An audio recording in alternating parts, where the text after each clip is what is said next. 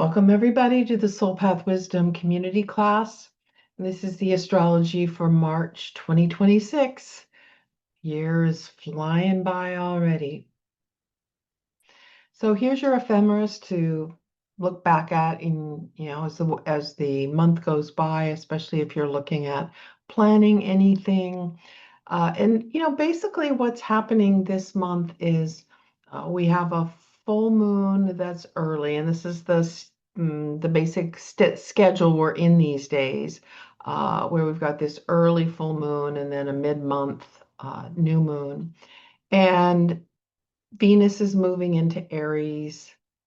The sun moves into Aries, which of course is the equinox, spring equinox up here in the north where we are. And Mercury is going direct.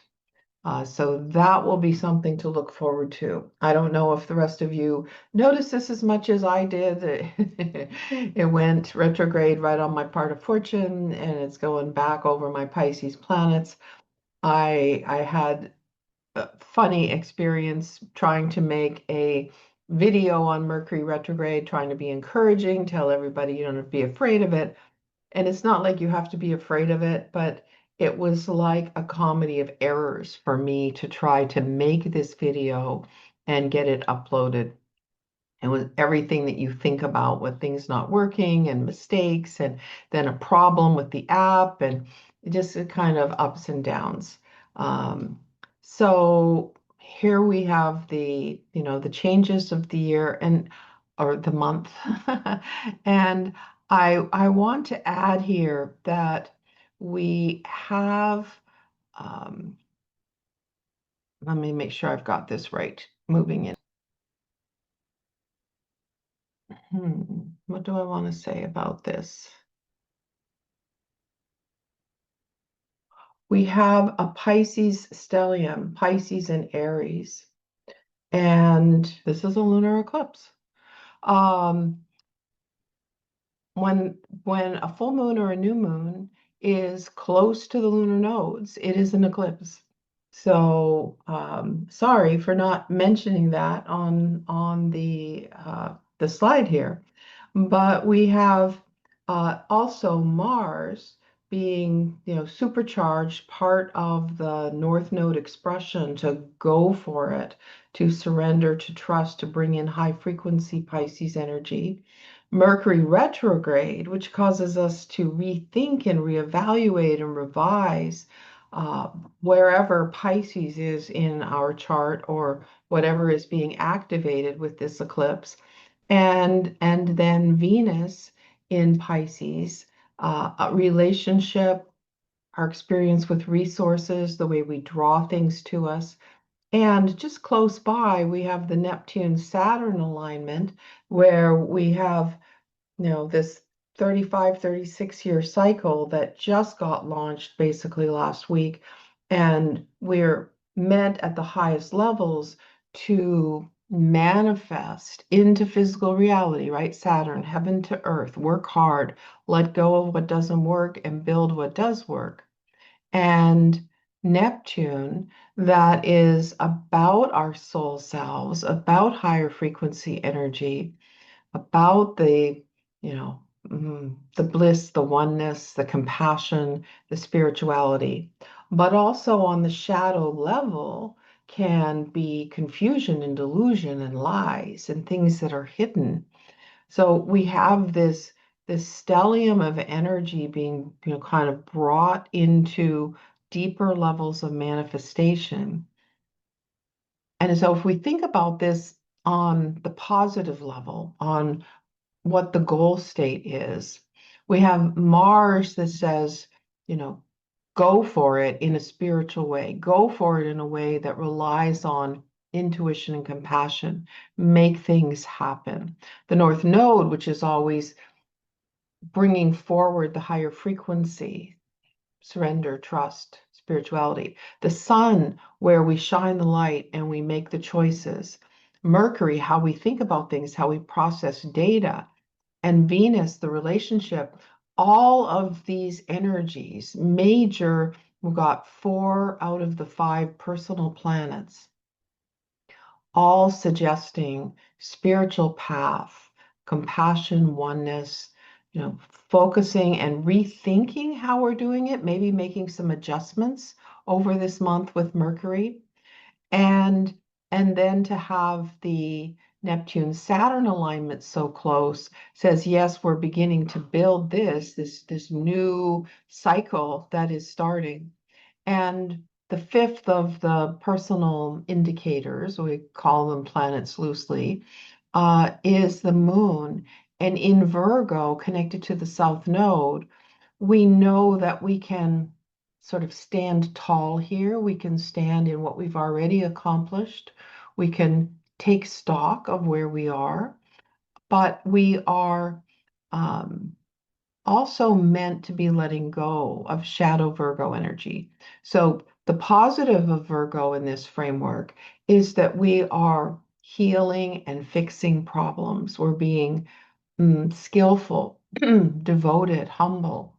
And what we're aiming to release with the South Node in Virgo and the moon lighting it up in a full moon circumstance is we're meant to be releasing um, the worry, the anxiety, the overthinking, And if there's one thing we can say about the world right now is that things are changing so rapidly and things seem so up in the air that we cannot possibly think everything through. We cannot analyze because the world is going to be changing so fast in these upcoming years that it's like we don't have the framework yet. Some of the things that are going to change with AI technology are really like whole new game, whole new operating system. And we know that the Saturn-Neptune alignment is something that probably hasn't happened for about 6,000 years at the advent of the agricultural society.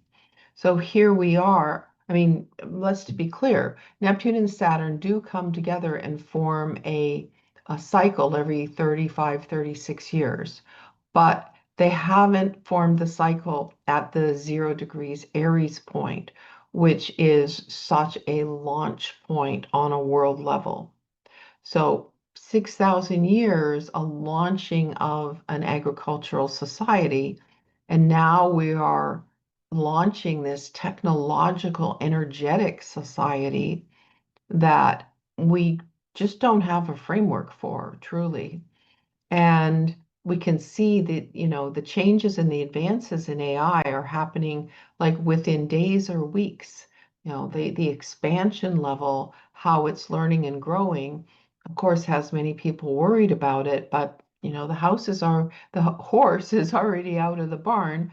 And so there's, all we can do at this point is try to bring forward people who have integrity to try to manage the situation and think about the repercussions that we will have in our society to have this level of technology working, in every aspect of life. You can see over here Jupiter in Cancer. It is coming to the end of its retrograde cycle. And so you can stop here and reflect on where that's been shining a light in your chart. So remember, when we're thinking about transit energy, we want to look at where the planet is in your chart natally, the house, the sign, and that tells you what that planet's goal state is and what it's trying to accomplish. And then when we're dealing with a transit, we see where it is in our current chart and what that means if it does its job and it expands. For instance, with Jupiter, it expands the Cancerian part of our chart. How can that improve, expand, deepen our experience of that part of life where Cancer is ruling that house or houses? And then we can think back to where Jupiter is in our natal chart and know that that process of the expansion where the transit is also supportive of our natal Jupiter, our natal planet, and not only affecting it operating in the house and sign that it's operating in, but also we take it a step further and we know that it rules another house, most likely another house, sometimes the same. And so there's this, very complex measure when we come to the end of the class and we're looking at charts of people who are here today. We can start to follow that framework a little bit and understand where the current astrology is bringing about radical change for you. And when you think about a stellium like this, so many planets, so many different places in your natal chart, so many different houses that these planets will rule in your natal chart. You can pretty much say that an eclipse of this level is bringing about major change in a lot of areas of everybody's life, or in various countries where this kind of energy is uh, amplifying the chart of a country or the chart of a city. We also see that Uranus not only square to Mars at the beginning of the stellium, but also in a sextile very tightly to Venus. So here we have maybe upsetting changes in relationship. But what I'm noticing just in talking to people, that the changes I'm seeing in relationship are often the result of inner change and people being willing to express their need for more freedom and authenticity to be themselves, to do what they want to do. And I see, especially since, I mean, it's only been a day or two, I guess. It hasn't been very long since Mercury went retrograde. But before the retrograde, there was a lot of overwhelm and a lot of anxiety and strong emotion, confusion. And even as recently as it is, gone retrograde, sort of moving out of that station period that feels like somehow we're in a holding cell, it seems to me that there's a little bit more clarity happening at this point in time. So we have, um, there was one more thing I wanted to say about this moon, this eclipse, is that I'm talking, as I like to do, about the positive meaning of this transit, of this activation in the sky. But remember that we can also be experiencing the shadow of each one of these in our personal lives and also in the world at large. And in the world at large, where we see more of the levels of violence, anger, aggression, self-centeredness, lies and manipulation, um, challenges to the structures that we feel safe with, even though they need to change and we know they need to change. It's important for us to be aware that this shadow material is operating, but to realize that the shadow material comes forward more strongly at the beginning of any transits. Like we were talking about before the class really started, that a Saturn transit will often be, very long and deep and challenging, but then at the very end of the transit, when it's basically done and it's moving on, that's when you experience the growth and the ease, and all of a sudden everything you were working on comes together. So we know that there is a process in what we're experiencing here. Um, Also, just want to mention that Pluto in Aquarius is in a sextile with the Neptune Saturn, and it will, Pluto and Neptune are pretty much always in sextile since the Second World War and continuing on for another good number of years, I think in the 2040 or so. It's not quite clear in my Mercury retrograde mind right now, but it's about 100 years that they are in sextile, indicating the integration of psychology, Pluto, and spirituality, Neptune. And of course, during this time period, psychology has just absolutely blossomed. Right now, we have Saturn aligned with it too, so we have that potential for building, but we also have the potential to feel like things are blocked and slow, and those in power are holding things back. So just be aware of that, but mostly be aware of how this is operating in your own chart and how you can manage the energy and bring it forward. Now, here's the new moon chart, and the new moon, March 18th, at about 28, 29 degrees Pisces. Um, and this one, indicates a new start and puts a fine point on all the Pisces energy we're going to be experiencing all month. It is, very close to that last degree where all things Pisces must come together within us.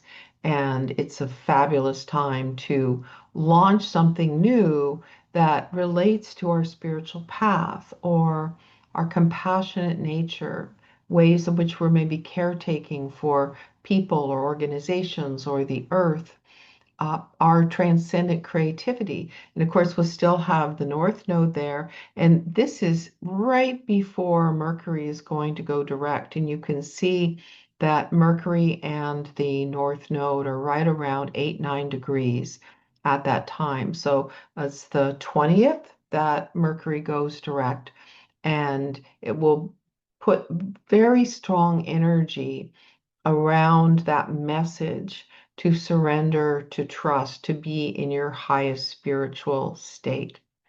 And again, going back to Saturn and how, we had Saturn in Pisces from March 2023 until just recently. And the message for all of us was to ground and stabilize our spiritual path, our intuitive capacities, our ability to care and be creative and to hold an imagination of a higher frequency personal life and larger world. So throughout this month, we are getting an opportunity to simmer in mm, a deeper level of cosmic energy than normal. This is not, after this new moon, I feel will be a good time to start things that are in alignment with your spiritual path. But Pisces as a start energy can be a little foggy, um, definitely intuitive, but the next new moon that we have in the sign of Aries, that is going to be one that probably carries greater firepower. And of course, speaking of fire, you see that, I'm going to keep highlighting the fact that it is the year of the fire horse. So all these changes we see reflected in the cosmic sky very much connect to the fire horse year, where action and intensity and drive are considered the energies of the fire horse. Now you'll also see that I'm mentioning the daylight savings time here because this put me into a little bit of turmoil last night when I was doing these charts, because I was using the date and time for the moons and it wasn't lining up. And then of course I had to realize, oh, we're having the daylight savings time adjustment in between the moons, and the ephemeris that I have does not reflect that. So I had to, make the adjustment of an hour moving forward so that we get into daylight savings time. And I know some astrological programs require that you shift because different countries shift at different dates now. The astrology software does not always shift daylight savings time automatically. You sometimes have to do it yourself. So be aware of that. So back to the astrology. So moving forward, new moon, make starts, make it happen. We've got the stellium in Pisces and Aries. So this theme we've had with Saturn and Neptune for a year already of those two energies working together, we are, bringing in this high frequency soul level energy and merging it together with bold, courageous, brave, new start energy. So let that permeate, let that sort of sink in for you. Uh, Uranus is sextile this new moon, really, really tight. So that indicates that things could change much faster than we imagine. Jupiter is trine Mars in a very tight alignment as well, and that brings in the whole stellium again. And Pluto, of course, still sextile to Neptune and the stellium. So there's a whole lot of flow and working together of all of these planetary energies, and it's allowing all of the outer planets to do their work together, to transform, to awaken, to spiritualize, to structure, to expand. Those are all main words of outer planets. So this mid-March time holds very deep potential for radical change and surprises in our outer world where, I mean, we're already seeing it, truth is being released. We're seeing the level of corruption throughout the world, a lot of people, implicated in the Epstein files. So this is not going away. This type of thing is going to continue, and we're going to more and more see what lies beneath the surface and to structure a new way of living with this level of information available to us, uh, and working with the systems that we have in place that probably all need to be radically revised. We have a lot of work on our hands. Now, I added in for the month of March another chart here, the Aries ingress. Okay, so this is the spring equinox. We see the sun at 0 degrees Aries, very close to Neptune and Saturn. And I'll just point out that in this ingress, Saturn is at 4 degrees of Aries. And this is where the lineup of all of the outer planets, except for Saturn, will be in the middle of July. I think if I recall, it's the 19th of July that I think is the chart I'm using because I can get a time where the moon is at 4 degrees of Libra at the same time. But Jupiter will be at 4 degrees of Leo, and Pluto, Neptune, and Uranus will all be at 4 degrees of their new signs.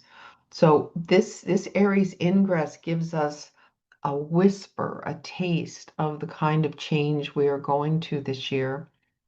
And um, also point out, in case you don't remember from our previous classes about the mundane rules of the activation of an Aries ingress, which is that when the ascendant is in a mutable sign for the country's chart. So Washington, D.C. is the placement of the government of this country. Then the chart lasts for 6 months.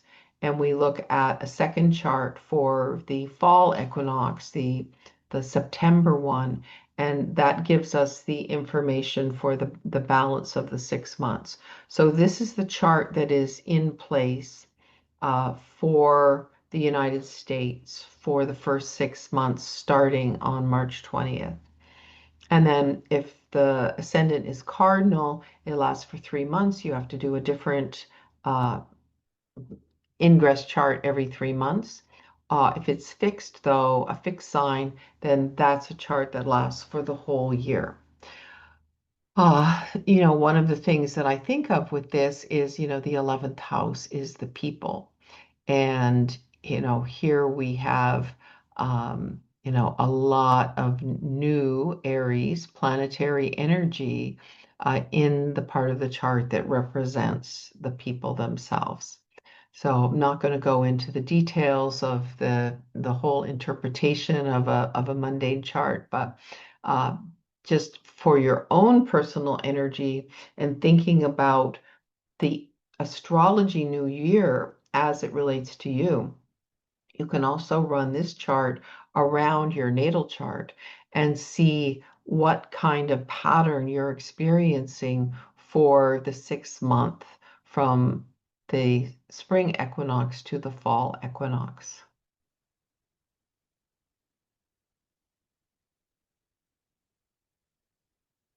So, okay, so that is it for I'm just thinking here for a moment. Again, Mercury retrograde, I'm in process.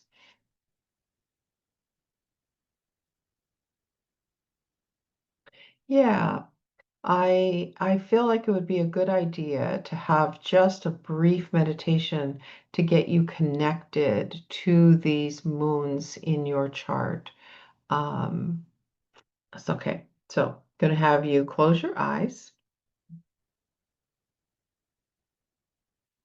Again, close your eyes and bring your body into a comfortable position. Allow the breath to be deeper and slower.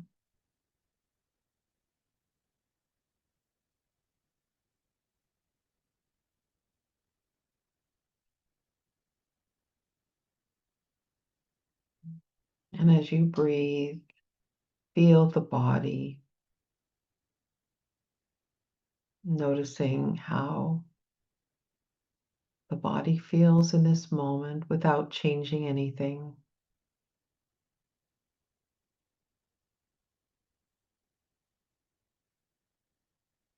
And then breathe into your emotional state, feelings.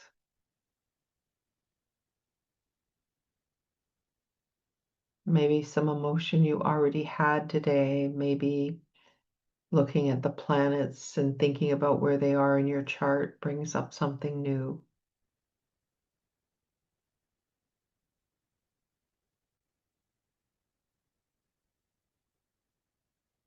And that might bring up thoughts. You can notice the way thoughts arise without you necessarily trying to think. You can allow the breath to slow you down so that the thoughts can drift away.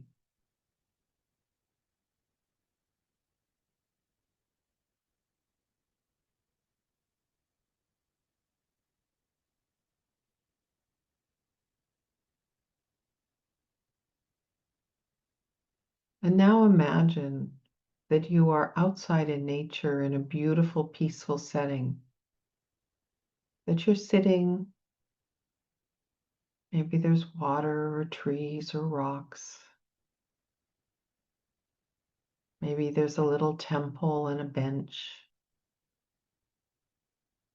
Whatever kind of place comes to you, just find a place to settle in and breathe.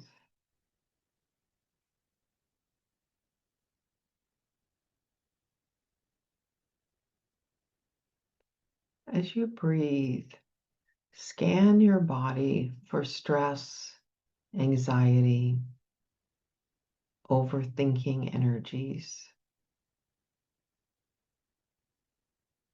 the energy of the full moon.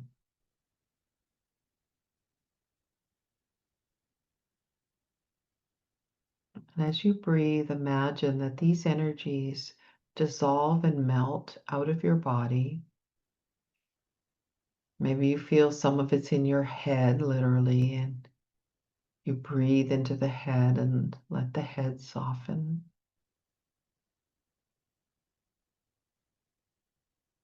Maybe some of it is in the chest, this belly. Breathing into these places where you perceive stress and holding the intention to release it. Feeling the roots drop down from your tailbone and your feet.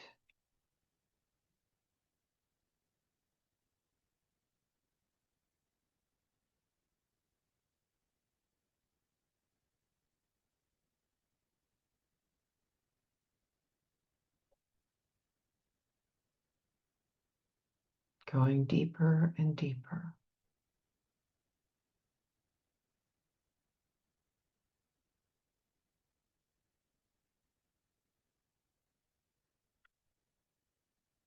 And calling in the higher frequencies of Pisces to surrender and trust and feel a gorgeous level of spiritual energy just flowing through you,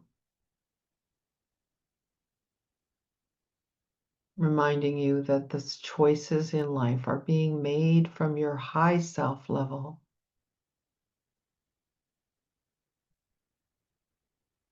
that you are loved and supported.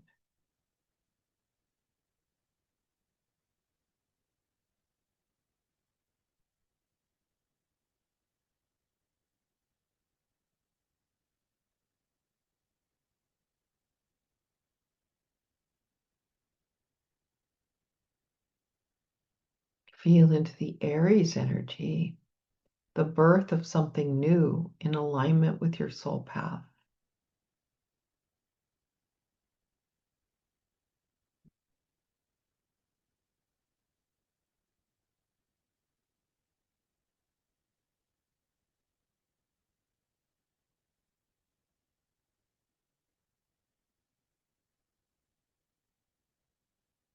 Honor the culmination and completion of whatever might be in your life right now that you can acknowledge. Project is done. A season of life is complete.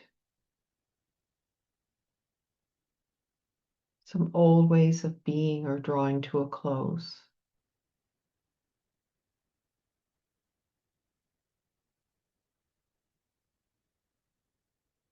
Feel the freedom and the lightness that might be ensuing as you let go of some old patterns.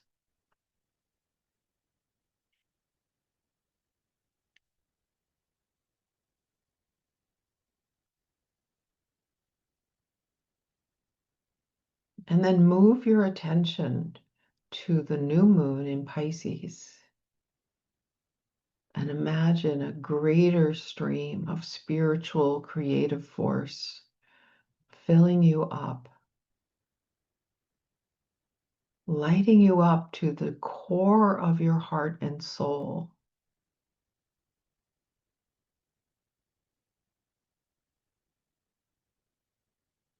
so that you feel inspired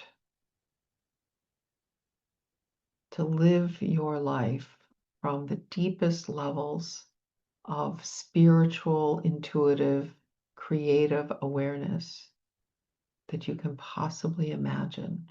More than you can imagine. Let it simply be the energy. Let yourself merge with divine forces.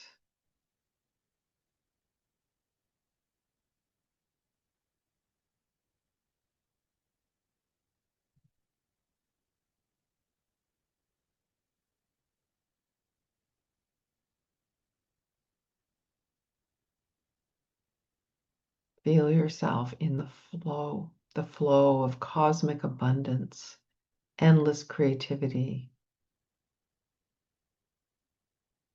inner awareness. As you let go of the human ego side of you that holds the fears of these changes.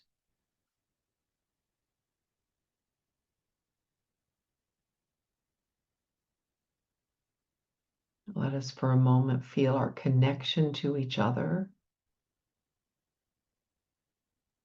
and our connection to the incredible number of aware and awake beings around the world.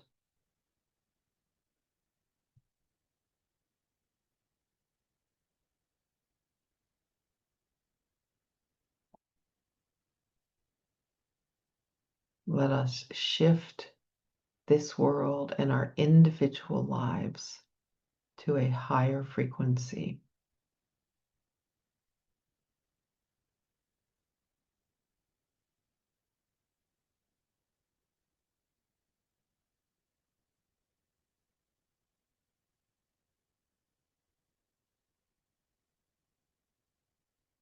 And feeling yourself draw this beautiful nature energy, this beauty, this intention, bring it back deep into your body so that every step, every word, every thought, every action, you are aligned with this principle of spiritual awareness coming into manifestation.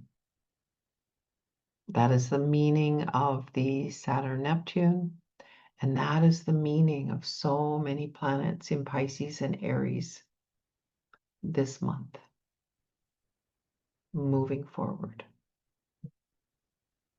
And when you're ready, you can open your eyes.